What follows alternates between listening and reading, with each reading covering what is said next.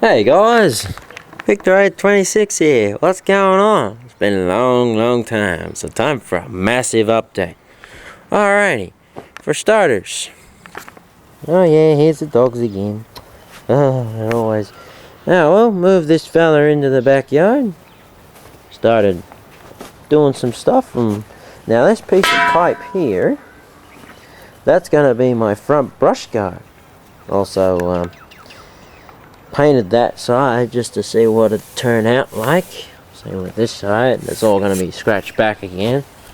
But just to see what she'd look like, and this is actually metallic charcoal black, so I'm looking forward to it. It's looking really good. So I've got now some of the things I've got to start doing to this racing mower. Oh, don't worry about that. That's just a little end piece for that piece. Yeah, don't worry about that. And now what I've actually got to start doing to this mower, this racing mower, hey Jazzy, is basically start boxing the frame in here, because if I jump it and it'll fold and basically it'll break. Also got to start seeing if I can make another linkage that goes from me actual handlebars to me steering linkage over this side. So that's one part for you. Okay, that's one part that needs to be done and will get done. Start doing the hood and a few other bits and pieces. Start stripping it down and seeing how I'm going. And yes, I know, one of the guys have actually said, by the way, nice job on your radon, mate. I really love it. Custom respray, I think it is now. He's done a really good job. Really good job. Top job, buddy. And he also told me the paint scheme that he did for his. So now I can do it to mine. But eventually, because I've got to fabricate myself a steering wheel. Because I remember that one accidentally broke. Accidentally. Sorry. Alright. Now basically, more progress on the Cox deck. I've welded up this side, down that side, through here, in here, round there, and around all in there. And now I'm just welding up along this side here and all the way around. And then I can start cleaning it up and painting it. I've got to pull the bearing out still, but no, I've been fairly busy. Just sold one of my homemade anvils that I made out of a railway track back in 2009. I actually sold it today for about $50, so I was pretty happy about that. So I was pretty happy. Alright, so that's another one. Also, I'll have to show you, we actually made a homemade bull bar 3-poster for my mate's quad. And I'll have to when I go up to Robinvale Sunday night, I'll get a video of it for you, and I'll talk a bit about it and what we used and how we did it. And also, yeah, my mate's name's Bushy. He rides that quad, so I'll also link a video of him riding around with it on, and it looks pretty cool. So yeah, that's another update for you. We actually built it. We started building it at his joint, and it ended up being built here at my joint as well. Just for the finishing touches, I put checkered plate, bit of this 2mm checkered plate, basically on the tops of the posts. So 1, 2, 3, 2 on the side. So 1, 2, 3, 4, 5. 6, 7, 8, and 2 and 3 on the bottom. So no, it's looking good. So now I've got to start boxing the frame on this, sanding it up, also doing a brush guard for it sometime. We'll see how we go with that. Now there used to be an old Tecumseh mower there, and basically I found out the engine was bad, same as the deck, so that's gone to scrap. What else have I got? I also got a hot water service off me mate, so that went to scrap too. Got a bit of cash out of that. Now, start doing something with these two very shortly. And also getting back into these air compressors. after I get this deck done. I've got to do that sometime too, so we'll find out when we do that. Oh yeah, and there's the old Pope. I might get that going next week after I come back from camping. See how we go for time. And yeah, I also traded a few brush cutters for another old ride-on, but I've actually chopped that up because I only wanted bits and pieces out of it, that's all. But anyway, well, that's the updates for out the back. Let's go out the front. Oh, also, right down here, you probably can't see it, if it's going to focus, but right there, and right there, they're brand new. So I've redone this welder, just for my earth lead and my working lead, and I've got to do the other welder that's up in there, so that's another one for another time. And no, I still haven't done the linkages for the 526. I know, I'm slack. I've got other, unfortunately, I'm not really. I've got other things to do, but it will get done eventually. Alrighty. Well, for starters, that's all that's left of that other Westwood ride-on. I cut it all up and scrapped most of it and kept some of it as well. And that's part of the pipe there that we used for Bushy's bull bar. So basically we just made it sort of like mine, except picture this, but without the 2 extra bars, just a little 3-poster in the middle, just like that. That's all we did for for his. And if I ever do get a quad, I'll build one for mine, but I'm going to do it for my racing mower. Alright, yeah, so that's all miscellaneous stuff. And since I've got more parts to fabricate onto me racing ride-on, so now everything's all good. So if I break something, I'll just paint it and re-put it on.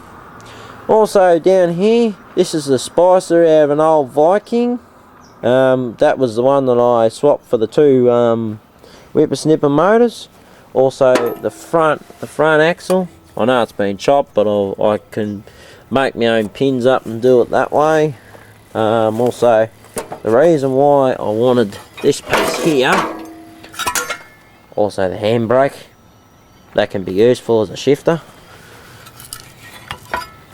Also, the reason I wanted that is because these arms actuate on the bottom, and they're for your brake and your clutch, and that just basically swivels in and out in between there.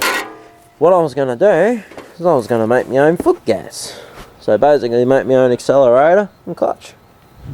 Not a bad idea.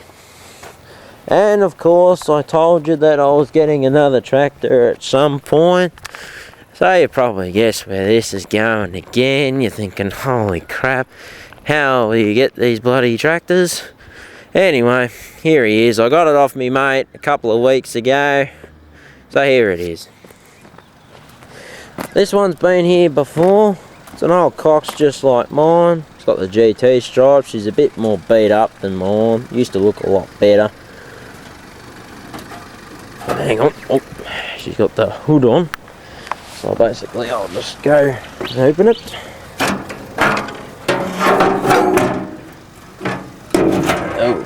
She's a bit of disrepair at the moment, but she's a 10.5 horse.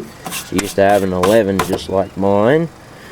But basically, here's some information. New motor, which was the 16th of the 10, 1980.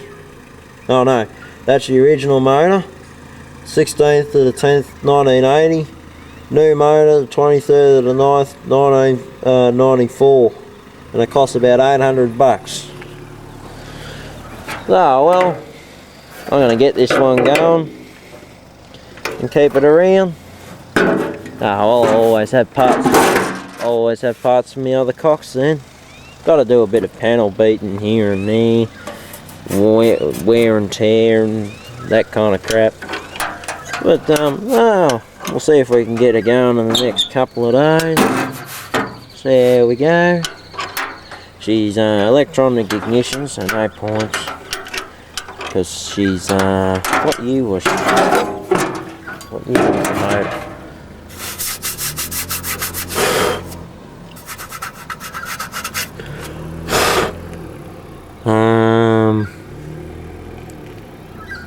She's a 93. So not bad.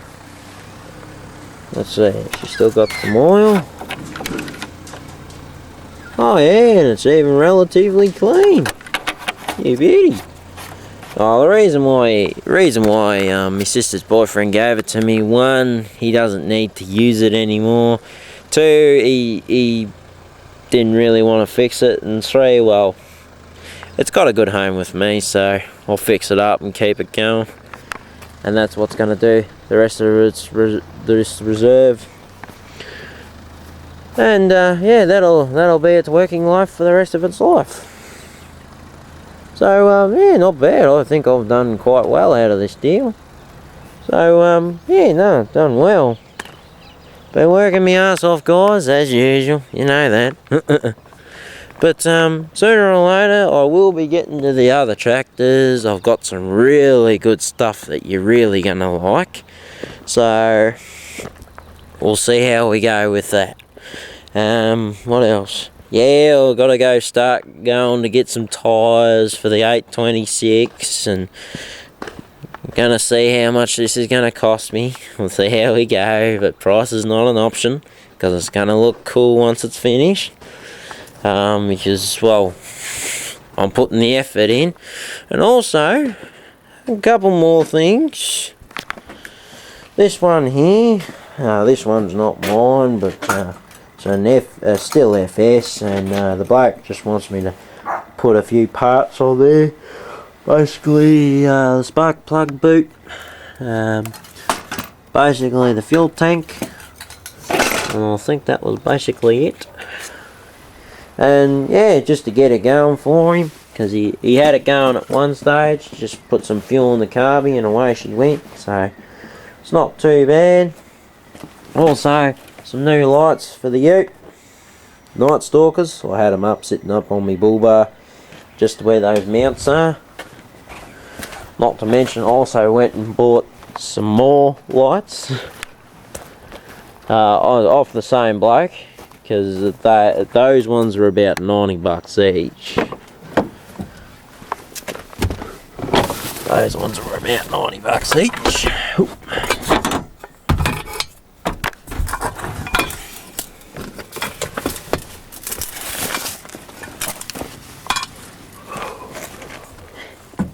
Hang on. And now, I'm a proud owner of these two now. They also were for $90. So not bad. Now, I've had these for a little while. I'll show you a little sneak peek. I got these. I got the first one at the Warranine Steam Rally. I've been saving it for a secret for a while. And I didn't tell anybody because I wanted it to be a surprise. And I'm pretty excited about it. And then the other one, I traded that old grinder that I said that I did to Jono up the road there. And he gave me something special. So, for your viewing pleasure, here they are. Oh, and just before I do, those are more parts. See, they're the brake pedals, brake and clutch pedals off that Viking. But for your viewing pleasure, hang on, here it is now. You can't really see it, but it's a 9 horsepower Briggs & Stratton horizontal. She's a 1963. And I got this for like $50. She didn't have any spark. I've scratched the points and that, and she seems to have spark now, but I haven't had her going yet. But, oh well, work in progress. Can only work on so many things at one time. Gotta give me a break. What else? And also, my big beast. That is a 20 horsepower Vanguard twin cylinder V-twin. I got it off Jono for swapping with that grinder for one of the old engines. What is it? It's a 20 horsepower. It's even got the key in it too. Needs a bit of work, but it's missing the shroud for the air cleaner.